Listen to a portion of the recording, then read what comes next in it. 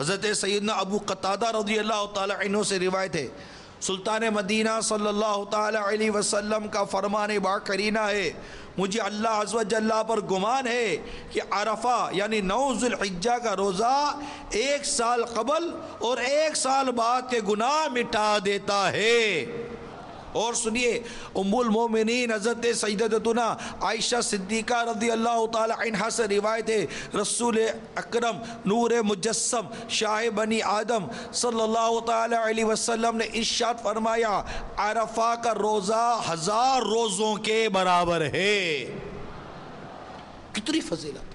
مگر ایک بات یاد ضرور رکھیے کہ حج کرنے والے پر جو عرفات میں ہے، اسے عرفہ یعنی 9 ذی الحجہ کے دن روزہ یہ مکروہ ہے۔ ہو سکتا ہے کہ یہ بیان مکہ مکرمہ اور مدینہ منورہ میں بھی اس کو سنا جا رہا ہو مدنی چینل کے ذریعے، جہاں دنیا بھر میں مدنی چینل کے ذریعے ہمارے ناظرین ہوں گے، ہو سکتا ہے کہ ہماری آواز اور آپ کی زور زور سے سبحان اللہ، انشاءاللہ، ماشاءاللہ کہنے کی صدائیں مدینے میں بھی پہنچ رہی ہوں۔ کیا عجب! تو حضرت سیدنا ابن خزیمہ رضی اللہ تعالیٰ عنہ، حضرت سیدنا ابو ہریرہ رضی اللہ تعالیٰ عنہ سے راوی کہ سرکار صلی اللہ تعالیٰ علیہ وسلم نے عرفہ کے دن یعنی 9 ذی الحجہ کے روز حاجی کو عرفات میں روزہ رکھنے سے منع فرمایا۔ صلو علی الحبیب۔ تو میٹھے میٹھے اور پیارے پیارے اسلامی بھائیوں، مدنی چینل کے ناظرین، آپ نے ابھی اس عشرہ مبارکہ کے کچھ فضائل سنے، جس میں راتوں کو نماز پڑھنے اور روزہ رکھنے کے فضائل بیان ہوئے۔ ابتداً جس بزرگ کا واقعہ بیان کیا، انہیں راتوں کو نماز پڑھنے اور روزہ رکھنے کی کس قدر برکتیں نصیب ہوئیں، تلاوت کرنے کی کس قدر برکتیں نصیب ہوئیں۔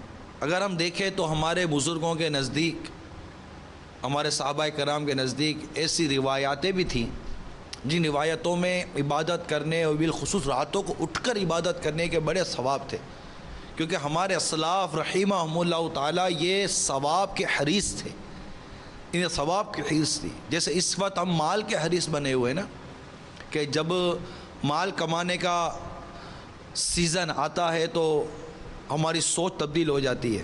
جیسے ابھی یہ عید کے دن ہے، بقرہ عید کی آمد ہے، تو چونکہ عید کی خریداری بھی ہوتی ہے تو لوگوں کی سوچ زیادہ کمانے کی بنتی ہے، جانور بھی بیچے جاتے ہیں، مختلف قسم کی خرید و فروخت کا سلسلہ رہتا ہے۔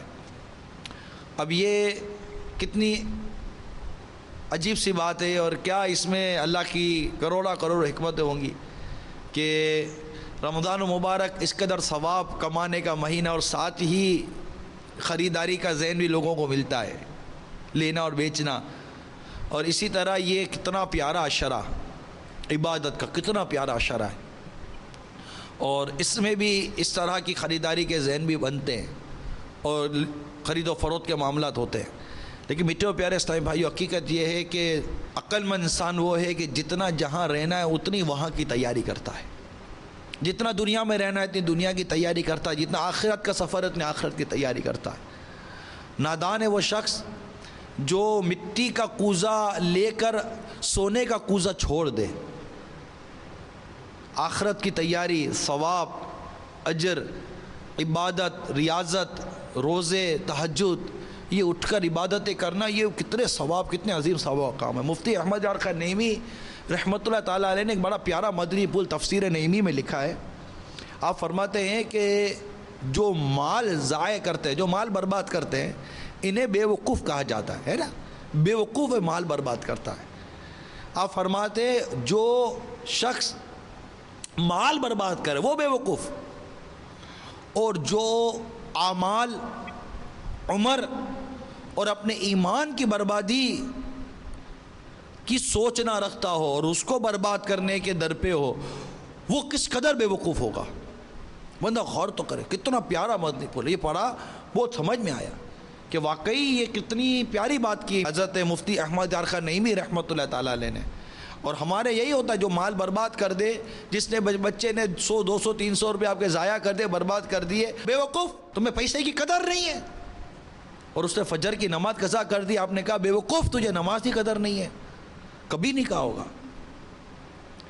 آپ کے بچے نے نہیں کمایا ہوگا, آپ کا بچہ اسٹیبلش نہیں ہوا ہوگا, یا امتحان میں صحیح طور پر پاس نہیں ہوتا ہوگا, آپ اسے یقیناً بے وقوف کا لقب تو کم از کم بے وقوف کا لقب تو دیتے ہی ہوں گے کہ تم بے وقوف ہو.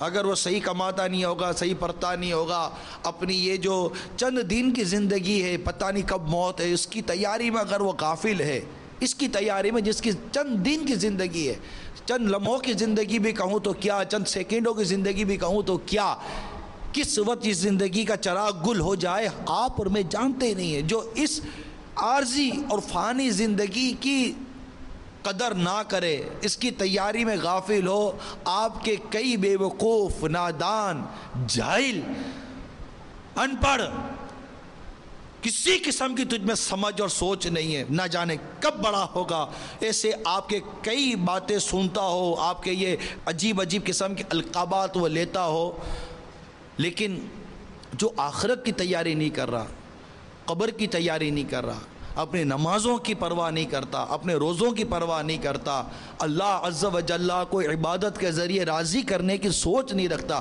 ارے اس کے بارے میں بھی تو کبھی کو سوچے کہ اس کے بارے میں کیا سوچیں گے اس کے بارے میں. ہم خود اسی صفوں میں کھڑے ہوئے ہیں, ہم خود اس صفوں میں کھڑے, کیا سوچیں گے اس کے بارے میں. چند مدنی پھول لے کر حاضر ہوا ہوں, اسے سنتے ہیں. شاید ہمارے اندر کچھ روایتیں سن کر, بزرگوں کے واقعات سن کر, یا فضائل سن کر ہمارا مدنی ذہن بنے, چھوڑ فکر دنیا کی, چل مدینے چلتے ہیں. کہ چھوڑو یار یہ دنیا کی فکریں, کیا رکھا ہے اس کے اندر, چند دن کی زندگی ہے.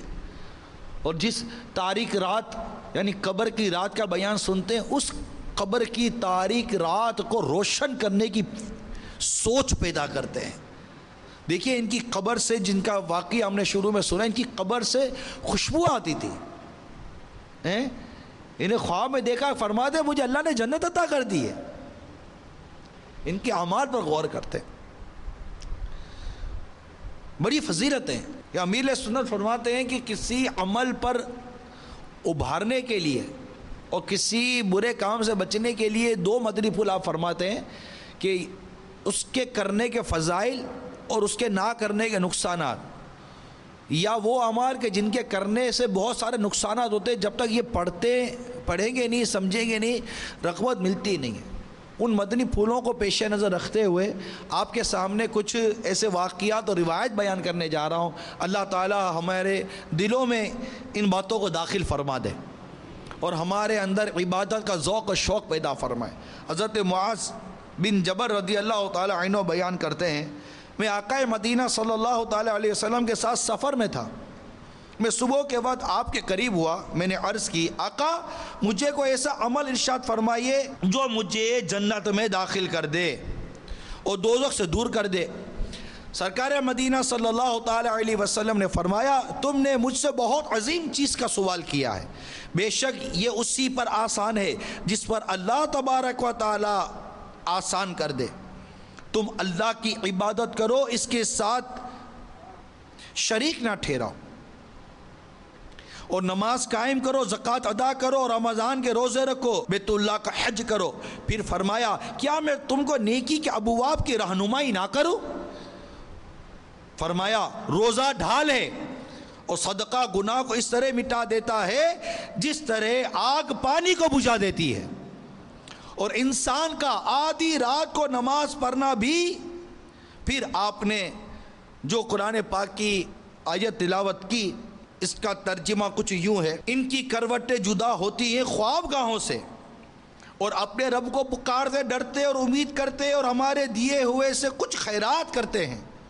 تو کسی جی کو نہیں معلوم جو آنکھ کی ٹھنڈک ان کے لیے چھپا رکھی ہے صلہ ان کے کاموں کا. کتنا پیارا ارشاد ہے. اللہ تبارک و تعالیٰ نے جو متقی بندوں کے اوصاف بیان کیے ہیں, ان میں ایک وصف یہ بھی ہے, کانوا قلیلا من اللیل ما یہجعون, وہ رات میں کم سویا کرتے. اے کتنا پیارا ارشاد ہے. یہ جو اللہ کے نیک بندے ان کے بارے میں ارشاد ہوا کہ بے شک وہ اس سے پہلے نیک وکار تھے جن کو یہ اجر دیے جاتے ہیں, جنتیں ملتی ہیں, جنت کی نہریں ملتی ہیں, جنت کے ماوے ملتے ہیں, اسی جنت کے مزے لکھے ہوئے ہیں قرآن پاک کے اندر. یہ جنت میں چیزیں یہ جن کو ملتی ہے یہ نیک, یہ اللہ کے پسندیدہ بندے ہیں.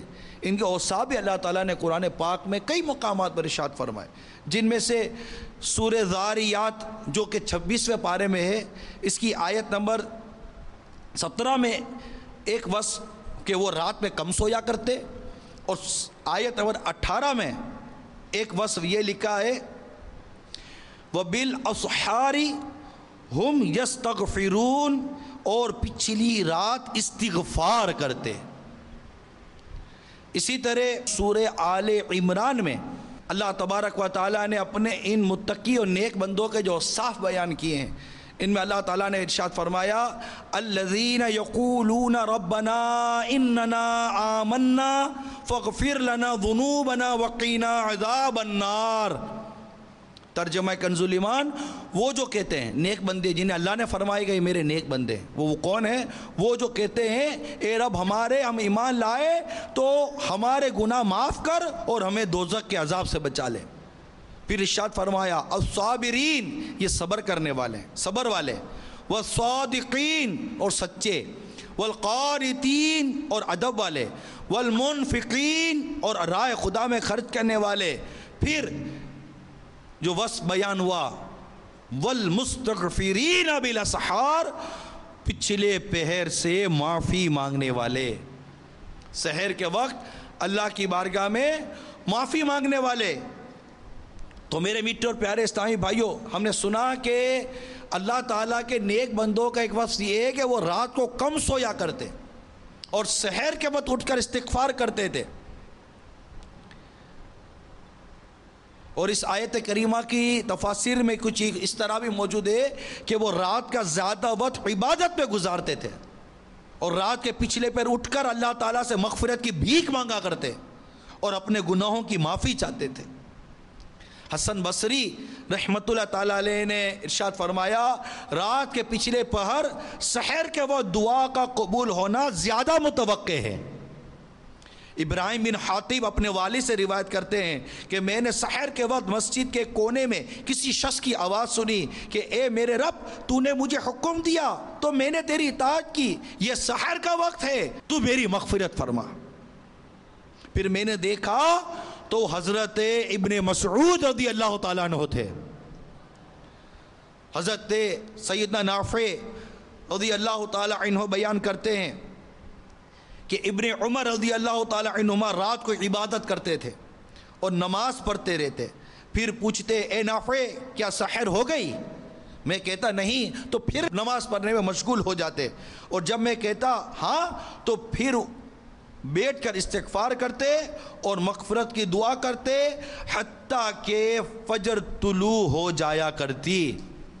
تو میرے میٹھے اور پیارے اسلامی بھائیوں, پتہ چلا کہ رات کے اٹھ کر عبادت کرنا سحر کے وقت, جیسے ہم سحری, جس کو ہم سحری کا وقت کہتے ہیں, اللہ کی بارگاہ میں استغفار کرنا, یہ بہت ہی زیادہ فضیلت کی باتیں ہیں. اور ہم اس وقت سوئے رہتے ہیں. سویا کیے نابکار بندے, رویا کیے زار زار آقا. ہم دن بھی غفلت میں گزار دیتے ہیں میرے میٹھے اسلام میں, راتیں بھی غفلت میں گزار دیتے ہیں. اللہ تعالی ہمیں قمری مہینوں کی اہمیت عطا فرمائے, جو اسلامی مہینے جس کو کہتے ہیں, اس کی تاریخیں, اس کے ایام, اس کے مہینے یاد کرنے, اس کو حفظ کرنے کی اللہ تعالیٰ توفیق عطا فرمائے. مسلمانوں کے بچوں کو جنوری فروری تو سب یاد ہے, لیکن یہ مہینہ جو ذو الحجہ کا ہے, یہ اسلامی مہینوں کی ترتیب کے حساب سے اس کا کون سا نمبر ہے, یہ ایک تعداد ہوگی جس کو نہیں پتہ ہوگا. آئندہ آنے والا مہینہ کون سا کہلائے گا وہ نہیں پتہ ہوگا. وہ مہینہ اسلامی مہینوں کی ترتیب کے حساب سے کون سا مہینہ ہے یہ بھی نہیں پتہ ہوگا, جبکہ اسلام کا نظام یہ ان مہینوں پر ہے, قمری مہینوں پر ہے.